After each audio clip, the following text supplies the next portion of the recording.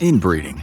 You might have heard of it in ninth grade biology class, or maybe you're familiar with the Hollywood stereotype of inbreeding as the backstory for many disfigured villains in movies. But what exactly is inbreeding, and why is it widely seen as scary and biologically disadvantageous? Inbreeding is the mating of partners who are closely related. When people or animals reproduce with their relatives, they have a higher risk of having offspring that develop genetic diseases and health complications. Inbreeding is largely taboo around the world, and perhaps for good reason. For many centuries, however, Europe's royal families often married close relatives within their bloodline, which led to some of Europe's darkest days. You might be wondering, why did European monarchies resort to inbreeding if it's such a dangerous practice? And how did inbreeding lead to a dark period in European history? First, let's take a look at the science behind inbreeding and what makes it so harmful. Science of inbreeding. Inbreeding is what happens when organisms that are closely related by ancestry mate. Traditionally, the biological goal of mating is to shuffle DNA to establish the most evolutionarily advantageous combinations for the survival of the species. For humans, DNA is bundled into 23 pairs of chromosomes. Within each chromosome, there are as many as hundreds of thousands of genes, and each gene has 2 copies that are called alleles. Our genes determine how we look and how our bodies function. They play a role in what color your eyes and hair are, what your blood type is, whether you're predisposed to certain diseases, and more. Genes come in pairs of alleles, or different versions of a gene, which can be either dominant or recessive. We receive half of our genes from each parent, so one allele in each pair comes from the mother and one gene in each pair comes from the father. If one of the alleles in a pair is dominant, you'll have the trait of the dominant gene. For traits that originate from a recessive gene, both alleles in a pair must be recessive to have that trait. Recessive genes are harder to detect, and the likelihood of having 2 recessive alleles is lower than the probability of having at least one dominant allele of a gene pair. For instance, the gene for brown eyes is dominant, requiring only one of the genes in the pair to be dominant. The gene for blue eyes, however, is recessive, so both alleles must be recessive to have blue eyes, meaning being born with blue eyes is rarer. The same is true for some congenital disorders and genetic diseases, like cystic fibrosis, a genetic condition that affects a protein in the body, impacting certain cells, tissues, and glands. Cystic fibrosis also requires 2 recessive alleles. In recessive disorders like cystic fibrosis, both copies of the allele must be abnormal or recessive to be affected by a given disease. So you can have one copy of the abnormal allele and be fine, unless you and the person you have a child with both are carriers of the same recessive disorder, which puts your child at risk of receiving 2 abnormal copies of a given allele, causing a genetic disorder associated with inbreeding. Those disorders include schizophrenia, limb malformation, blindness, congenital heart disease, and neonatal diabetes, to name just a few. You might have heard of the survival of the fittest, a theory coined by Charles Darwin that explains that over many generations the most adaptive genetic traits are passed down, while weaker genetic traits are weeded out through natural selection. The introduction of different genetic combinations to a population provides more genetic variation, which increases the likelihood of survival for at least some offspring. The genetic diversity of a population can play a role in determining the biological fitness of a species, since diversity helps organisms survive and adapt to changes in their environments over time. Darwin's theory is fundamental to understanding how inbreeding and genetic diversity relate to the survival of a species or bloodline, and he believed that inbreeding of plants could impact their health and reproduction. But perhaps more interesting is that Darwin actually married his first cousin, and many of his ancestors also married close relatives. Fascinatingly enough, Darwin and his wife had 10 kids, 3 that died before age 10, and 3 of the 6 surviving children with long-term marriages did not produce offspring. Inbreeding is thought to increase rates of child mortality and to decrease fertility, so perhaps Darwin saw the direct impacts of his own theory in his own life. When there's inbreeding in a population, the likelihood of having homozygous harmful alleles, that is, 2 of the same recessive alleles that are disadvantageous, increases because of the genetic similarities between mating partners. The higher prevalence of harmful recessive alleles can cause what is called inbreeding depression, which is when population sizes decrease as a result of a lack of healthy mates. So the more homozygous harmful alleles are present in a population, the more vulnerable a population will be to extinction. In fact, in Australia, the 2 largest populations of koalas could go extinct due to their lack of immunity to one disease, since they're so heavily inbred. But the fact that homozygous recessive genes can sometimes cause vulnerability to disease doesn't just impact koalas. Sometimes isolated communities with high rates of inbreeding can develop higher concentrations of detrimental genes than the general population, turning a relatively rare disease into one that's more common. Not only that, but many people may not realize they carry a recessive allele tied to a recessive disorder because the presence of at least one dominant allele prevents such genetic disorders from developing. For instance, if both you and your partner are carriers for the same recessive disorder, meaning you each have exactly one recessive allele for said recessive disorder, the probability of having a child with that disease is 1 in 4. So you could theoretically have 3 healthy children for every one child with that recessive disorder. Some of the most prevalent impacts of inbreeding include reduced fertility and birth rates in inbred offspring, higher rates of infant and child mortality, risk of cancers, and smaller size as an adult. At the same time, many inbred offspring may experience reduced immune function as well as an increased risk of cardiovascular disease and genetic disorders and increased asymmetry of the face. Scientists have also found that inbred children commonly experience decreased cognitive abilities, muscular function, and lung function. Clearly, the impacts of inbreeding on health and reproduction are significant. But what role has inbreeding taken historically in Europe and beyond? Why was inbreeding so popular? Between the years 990 and 1800, inbreeding was a particularly common practice within European monarchies, though inbreeding took place from the medieval era through to the outbreak of World War I. As royals were unable to marry commoners, over time their dating pool of partners with equivalent social status became smaller and smaller. Around the time of Reformation, revolution made it so fewer royals were eligible for marriage within European monarchies, since princesses and princes needed to marry within their denomination of Christianity. This is why many monarchs turned to their own family lines to establish marriages of the appropriate pedigree. You see, throughout history, European royal families have often been partial to inbreeding. It was mostly done in order to strategically keep power and money within a bloodline. While this was successful in the sense that it allowed monarchies to consolidate power within their family, it held implications for the production of healthy offspring. One such pairing was the marriage of Philip II of Spain and his niece, Anna of Austria, whose marriage was encouraged to keep titles in the family and to forge political alliances. Philip and Anna were the parents of Charles II, who famously experienced the impacts of inbreeding throughout his life. The story of the decline of the Spanish monarchy's House of Habsburg might be the most infamous case of inbreeding in European history. The Habsburg dynasty lasted for 6 centuries, and throughout that time, many of the marriages in its bloodline were consanguineous, meaning the marriages were between blood relatives. The House of Habsburg was effectively established by the Holy Roman Emperor Charles V, whose legacy led to the acquisition of much territory through marriage. Charles V and his wife Isabella of Portugal had 2 children, Philip II of Spain and Maria of Austria. Charles and Isabella feared that if Philip died before he had a male heir, the dynasty would lose control of Spain. So Maria was to marry her first cousin, Maximilian II, to ensure that land stayed in the family. Intermarriages like these continued for many generations to keep land and power in the family in the case that a male heir was not conceived. The results of the extensive inbreeding within the Habsburg line could be seen in the faces of the offspring, especially in the distinctive Habsburg jaw that resulted from generations of incest, as well as high rates of disease and premature death in the family. The Habsburgs are correlated with an oversized jaw, a large lower lip, and a hanging nose tip. Researchers who studied the Habsburg family found out that of 502 pregnancies in the Habsburg line, there were 93 infant deaths and 76 childhood deaths, which is thought to be tied to the impacts of inbreeding. The last ruler in the Habsburg bloodline was Charles II, who throughout his life experienced many physical and mental disabilities as a result of 2 centuries of inbreeding. To illustrate how intertwined the Habsburg line was, the grandmother of Charles was also his aunt.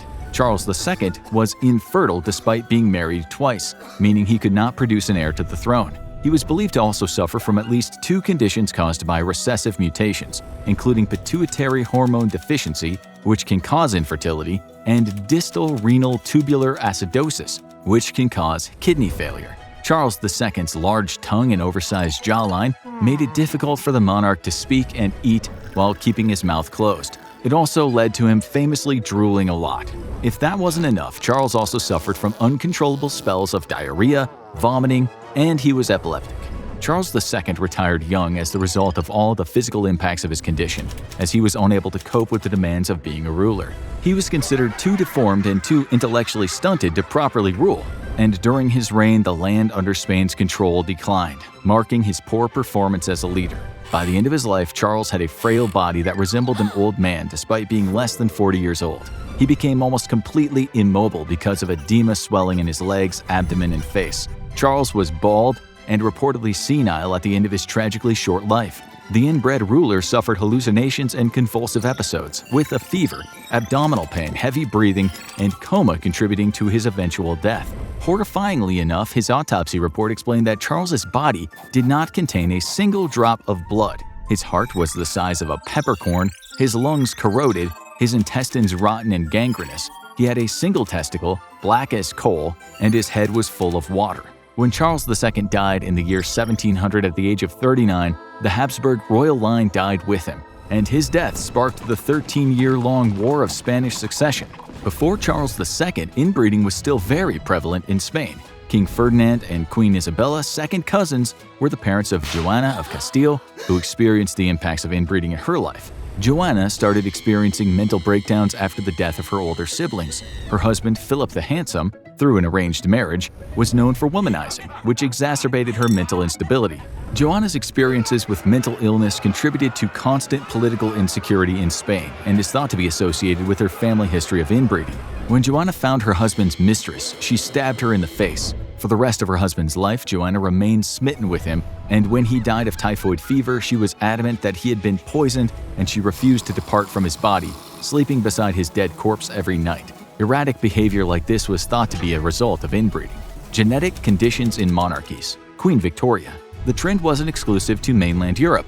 The impacts of inbreeding were also felt by the royal families across the English Channel. Queen Victoria of England and her lover, Prince Albert, were first cousins, and research shows that their offspring experienced the impacts of inbreeding, particularly hemophilia, a rare disorder that prevents blood from clotting and can cause excessive bleeding. Neither Queen Victoria nor Prince Albert experienced any signs of hemophilia as a disorder, even though both had the recessive gene that caused hemophilia. This meant that Queen Victoria passed on the trait to her children and grandchildren despite not suffering from the disorder herself. One of her children and 5 of her grandchildren died from complications of hemophilia, and her descendants spread hemophilia far across England within the population. Alexei Romanov, the grandson of Queen Victoria, inherited the hemophilia condition from the Queen. His frequent bleeding as a result of the condition threatened his life, which is why his mother employed the help of Rasputin, who the ruling class largely disapproved of because of his alcoholism and promiscuity. It's clear the physical health implications of inbreeding impacted the longevity and the survival of European royal bloodlines, but it seems that inbreeding also held significant political and social implications for European royalty. Inbreeding might be the major reason why European families like the Habsburgs line lost power, especially given their infertility that resulted from generations of inbreeding. Not only did inbreeding contribute to the eventual decline of major European bloodlines, but it was also thought to have impacted the effectiveness of rulers. So how did inbreeding impact the efficacy of a European monarchy? Not all there in the head.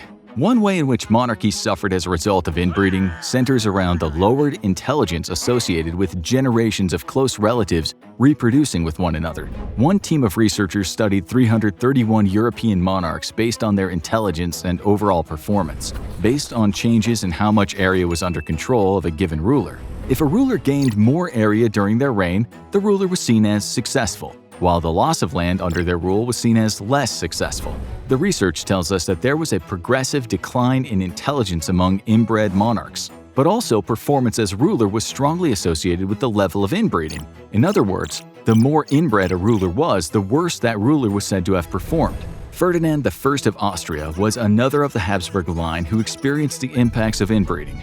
As the son of Emperor Franz II and Maria Therese, who were double first cousins, Ferdinand I had hydrocephalus, or a big head shape caused by the presence of water in the cranium. Like Charles II and other Habsburgs, Ferdinand also had the Habsburg jaw, as well as epilepsy, and dealt with physical weakness. During his rule, he oversaw Hungary, Austria, Bohemia, Lombardy, and Venetia under one unified kingdom. However, Ferdinand's physical condition impacted his ability to rule. The affairs of the kingdom were largely controlled by his counselors and regents, as the king would often sit on the open side of a trash can and roll around on the floor. Some of those mental delusions were seen in other members of the Habsburg line, such as King Ludwig II and Empress Elizabeth of Austria. Clearly, the impacts of inbreeding extended to affecting the ruler's capacities to lead an empire. For instance, Carlos II of Spain was identified as the monarch with the highest coefficient of inbreeding. Carlos II was physically disabled, had considerable mental illness, and was born with physical disfigurements. He could not walk until he was 4 years old. He couldn't talk until he was 8 years old. During his rule, Carlos II was subjected to the influences of power struggles, which impacted his ability to solve domestic and foreign challenges faced by Spain. Under Carlos's reign, the country was plagued by misery, poverty, hunger, disorders, and decline in agriculture, financial circumstances, and military strength.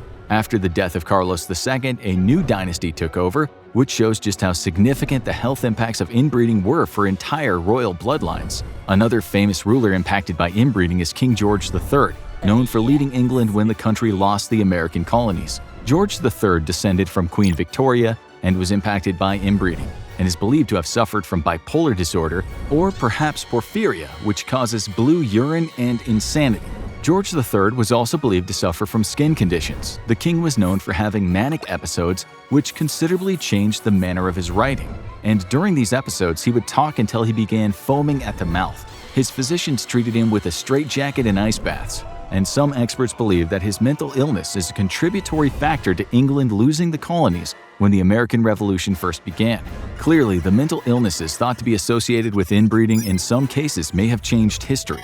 Counter-arguments. Though it's believed that inbreeding and performance of a ruler are linked, there may be other factors that impact the efficacy of a monarch. For one, impacts on intelligence, health, and mental well-being of rulers could stem from causes other than inbreeding. Beyond that, the impacts of inbred rulers on the well-being of nations may have been mitigated by parliaments, advisors, and other limits on the powers of monarchs. For instance, one famous product of inbreeding was Nero, who was born to Claudius and his niece Agrippina, two related Roman aristocrats. Research shows that Nero had low intelligence and was probably insane.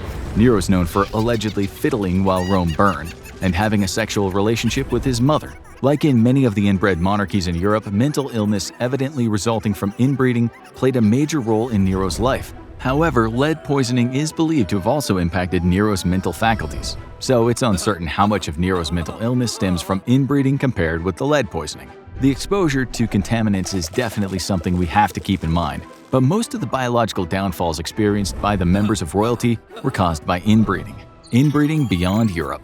Beyond Europe, inbreeding impacted a number of rulers worldwide, including King Tutankhamun, or King Tut, in Egypt, who was known for being frail and sickly. King Tut is believed to have had a cleft palate, club foot, an elongated skull, and persistent malaria. It's believed that King Tut was the product of high levels of incest, and Queen Nefertiti may not have been his mother at all. In fact, King Tut might have been conceived by King Akhenaten and his sister. Also in Egypt, Cleopatra is thought to have been born of incest. Despite her image in pop culture as an attractive royal leader, Cleopatra might have been obese as a result of inbreeding during the Ptolemaic era. She was believed to have a hooked nose, round face, and double chin. Many ancient Egyptian pharaohs were born as a result of inbreeding out of a desire to keep the bloodline pure. After hearing all this, you might be wondering, how prevalent is inbreeding in humans today? Scientists from a team based in Australia analyzed the genomes of people of European descent who were born between 1938 and 1967 and found that 1 in every 3,600 people met the criteria for inbreeding, meaning their parents were likely first-degree relatives, such as siblings or second-degree relatives like cousins or aunts or uncles, for instance. It seems that the impacts of inbreeding that were once so prevalent in European monarchies persist to this day at some level.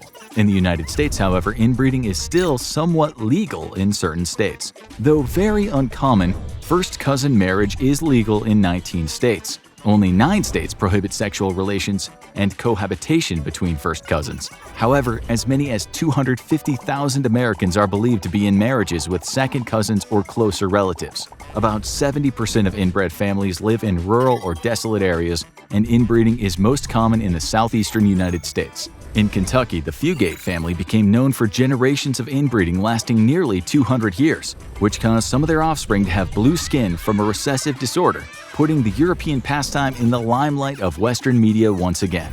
Now, see Princess Diana Death, Accident Minute by Minute, or watch this video instead.